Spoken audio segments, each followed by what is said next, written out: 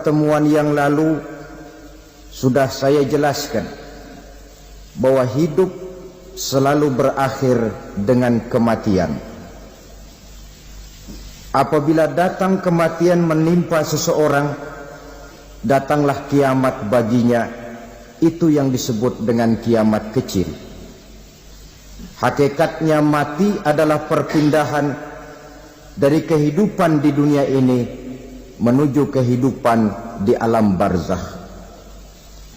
Menunggu kita di alam barzakh sampai datangnya saat kiamat, entah 10 tahun, entah 100 tahun, entah 1000 tahun, hanya Allah saja yang maha tahu. Adapun orang-orang beriman yang melakukan amal kebajikan dalam kehidupan di dunia ini, masa penantian yang lama di alam barzakh buat mereka sebentar saja. Tetapi bagi orang-orang kafir yang ingkar, yang tidak beriman kepada Allah, yang hidup di dunia cuma menumpuk-numpuk dosa, tentu penantian di alam barzakh akan merupakan waktu yang sangat lama. Bukankah dalam kehidupan kita waktu itu memang relatif? Contoh misalnya, bagi pemuda-pemudi yang sedang duduk asyik memadu cinta, waktu 4-5 jam saja rasanya cuma 4-5 menit.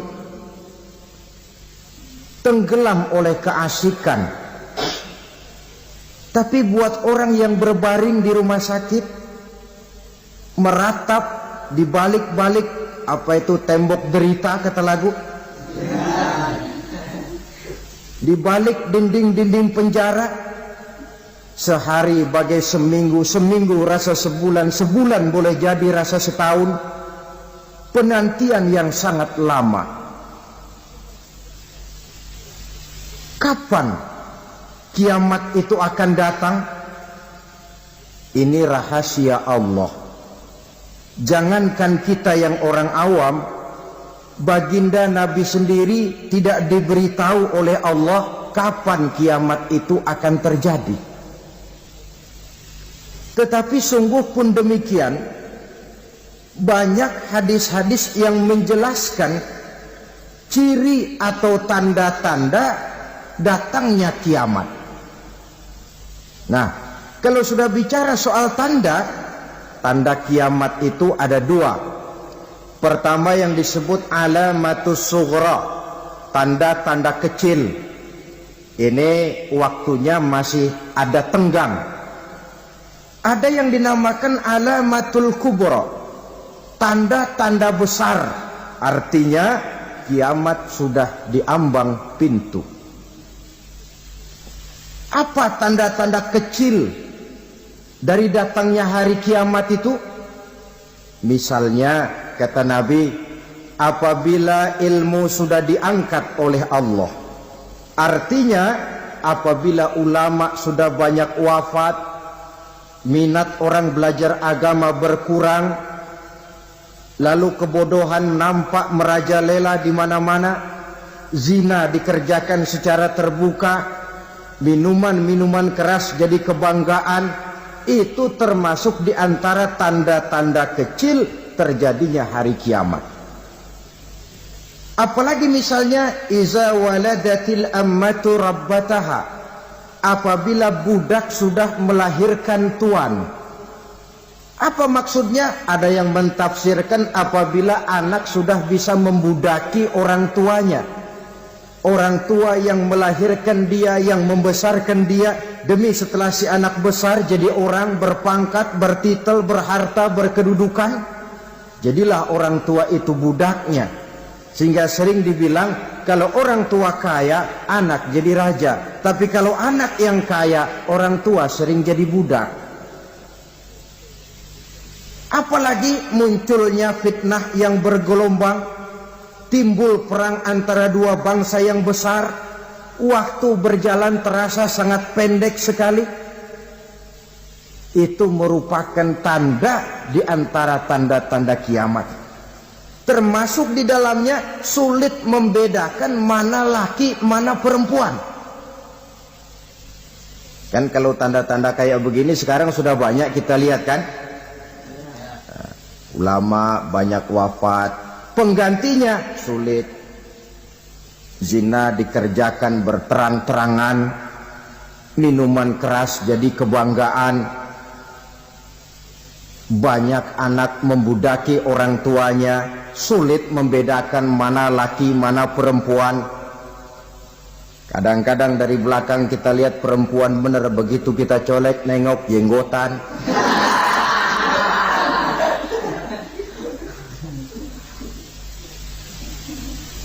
Ini termasuk tanda-tanda kecil, masih ada tenggang sampai akan terjadinya kiamat itu. Nah, yang dimaksud dengan tanda-tanda besar, ini tanda besar artinya kiamat sudah di ambang pintu. Pertama, matahari terbit dari sebelah barat. Apabila matahari sudah terbit dari arah sebelah barat, tertutuplah sudah pintu taubat. Bersabda Nabi kita, la taqumus sa'atu hatta tatlu'a syamsu min maghribiha. Tidak akan datang hari kiamat sampai matahari terbit dari arah sebelah barat. Fa iza tala'at, manakala matahari telah terbit dari arah sebelah barat, wa ra'ahan nasu, manusia banyak menyaksikan itu, amanu ajma'un, mereka pun lalu beriman. Yang tadinya kafir, yang tadinya ingkar, yang tadinya membangkang, setelah melihat matahari terbit dari sebelah barat, buru-buru beriman, berlomba-lomba mengucap 2 kalimat syahadat. Tapi apa yang terjadi? Kata Nabi, wadzalika hina la yanfa'u nafsan imanuha lam takun amanat min qabl. Hari itu adalah hari yang iman sudah tidak berguna lagi bagi seseorang apabila sebelumnya memang dia tidak pernah beriman. Au kasabat fi imaniha khaira, atau beriman tetapi tidak pernah melakukan kebajikan di dalam keimanannya itu. Hari yang sudah kasib, hari yang sudah terlambat, beriman tidak akan ada gunanya lagi. Ini pelajaran buat kita. Sebelum sang surya terbit dari sebelah barat, sebelum nafas sampai di tenggorokan, artinya pintu taubat masih terbuka. Kalau 2 hal itu sudah terwujud, nafas sudah sampai di kerongkongan atau matahari sudah terbit dari arah sebelah barat, tertutuplah sudah pintu taubat. Tak ada lagi gunanya pangkat, jabatan, harta, bahkan beriman pun dalam suasana macam itu. Too late, kata orang Kulon. Sudah terlambat. Matahari terbit dari arah sebelah barat. Itu tanda besar, artinya kiamat sudah di ambang pintu. Lalu apalagi tanda besar? Munculnya Dajjal. Dajjal artinya pendusta-pendusta yang menyesatkan manusia. Ada 2 macam Dajjal, saudara. Ada Dajjal kecil, ini Dajjal kelas teri. Kalau ini sejak zaman Rasulullah sudah ada itu. Tiap zaman ada. Di zaman Rasulullah misalnya ada yang bernama Aswad al-Unsi dari Yaman. Ada yang namanya Musailamah al-Kazzab dari Yamama. Ada yang namanya Ibnu Sayyad dari Madinah. Ini Dajjal-Dajjal di zaman Rasul. Musailamatul Kazzab memproklamirkan diri jadi nabi dia.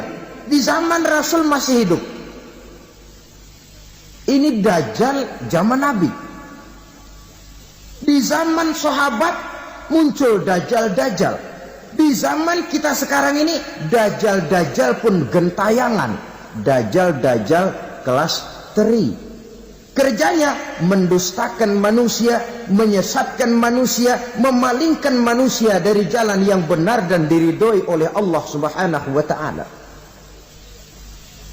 Adapun yang merupakan tanda besar dari datangnya kiamat, dajjal-dajjal kelas kakap, pembohong-pembohong besar yang menyesatkan masyarakat manusia berpaling dari jalan Allah mengikuti jalan mereka.